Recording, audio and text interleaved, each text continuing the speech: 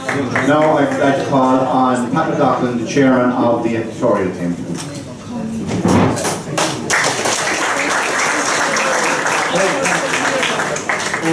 You're all very welcome, and it's great to see such a big crowd here on this lovely evening, or this historic occasion, on this historic occasion. I suppose this is a day that we, as a working group, have looked forward to for over 2 years. We're not professional writers, and the book is not a comprehensive history of the club, but a trip down memory lane, and an attempt to capture some of the milestones on a journey that has brought the club from humble beginnings in 1938 to where it is today.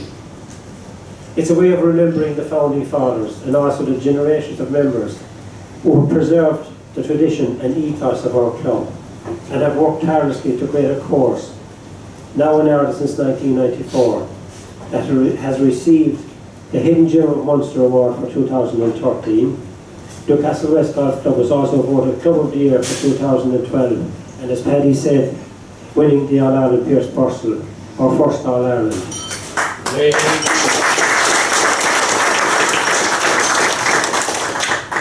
Now I know captains have kind of spoke about the setting up of the club, so I won't go into that.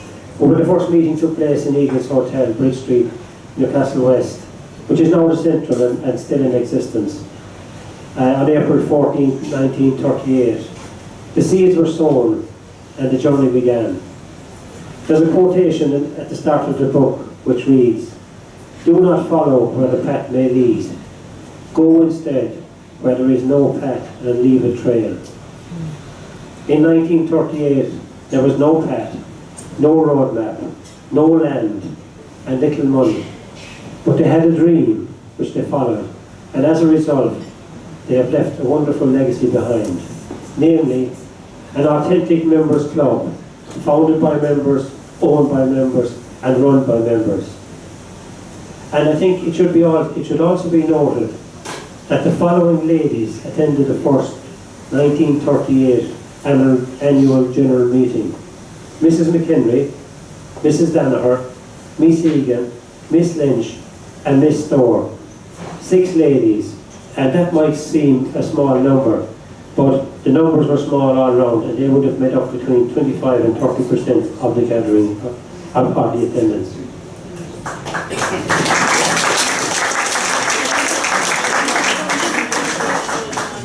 The club has not only served its members well, but also the wider community. Going through the minutes, it became clear that the club and the facilities were used by a great number of other clubs, associations, organisations and individuals for all kinds of functions, including socials, meetings, parties and card games. It was also home to the Bridge Club until our move to Arda in 1994.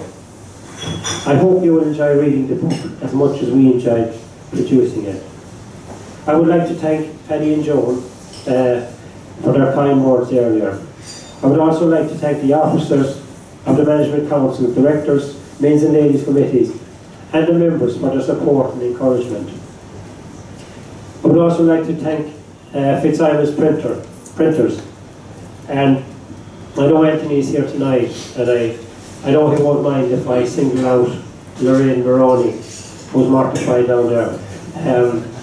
And of course, her aunt is a prominent member of the club also.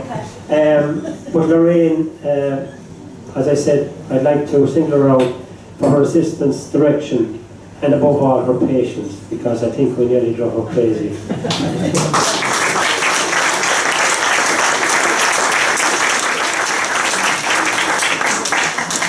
I think she was looking forward to the launch as much as we were.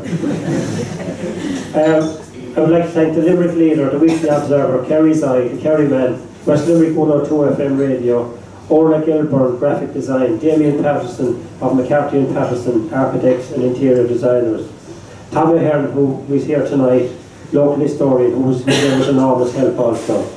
The people who provided articles, photographs, memorabilia, and all who helped in any way to make this production possible. We received an enormous amount of material for which we are most grateful. Now I know the captain has mentioned our working group, but you'll forgive me if I mention them again because of the enormous amount of work they did. Maria Wolfe, John Cusson, Dan Madigan, Pat Neville, Joan Barter Hayes, Michael P. Murphy, and Margaret Cahill, as Penny said, who we sadly lost in December 2011. Margaret was a wonderful lady with a warm smile, a brilliant mind, and was a long-standing member of the club. She was really looking forward to the completion of the book, and we are delighted to have one of her articles included. I would also like to take this opportunity to welcome her brother Dave here tonight, who did a beautiful article for the book.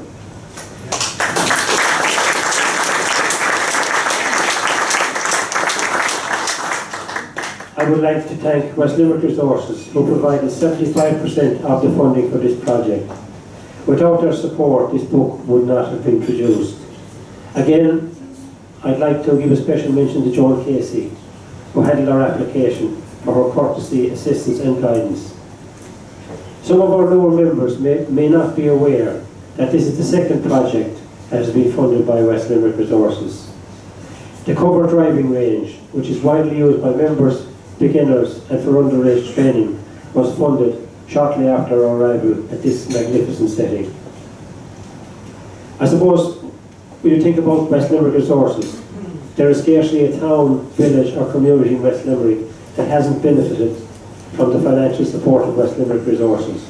Community centres, halls, resource centres, playgrounds, bronze sculptures and many more have sprung up all over West Limerick as a result. This does not include the support to start-up and existing businesses, some of whom have grown significantly and are now producing much needed jobs for West Limerick. You could say West Limerick have made a tremendous contribution to the preservation of the West Limerick culture and heritage. I'd like to give them a big round of applause.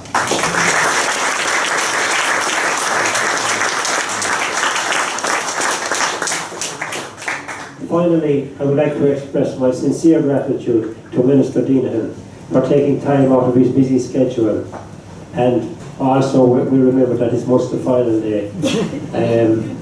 But he took the time to perform the official launch of our book.